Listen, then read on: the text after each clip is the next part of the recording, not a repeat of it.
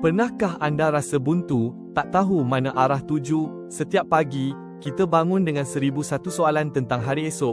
Bagaimana kalau kita katakan, ada cara untuk hidup tanpa risau, tanpa perlu merancang setiap langkah? Dahulu kala, Bani Israel merantau di padang gurun, mereka tak ada peta, tak tahu nak pergi mana. Tapi, mereka ada sesuatu yang lebih baik, awan tiang yang bergerak. Apabila awan itu bergerak, mereka ikut. Apabila awan itu berhenti, mereka pun berhenti. Hidup mereka penuh dengan kepercayaan, satu langkah demi satu langkah. Inilah yang kita boleh belajar hari ini. Tak perlu cemas tentang masa depan.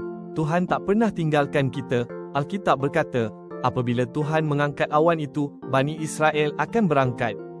Bilangan pukul 9.21, itu bukan cuma kisah lama, tapi janji untuk kita sekarang.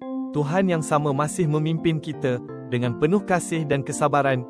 Dia mahu kita hidup dalam kedamaian sejati, percaya penuh pada setiap pimpinannya, melangkah maju dengan hati yang tenang dan penuh harapan.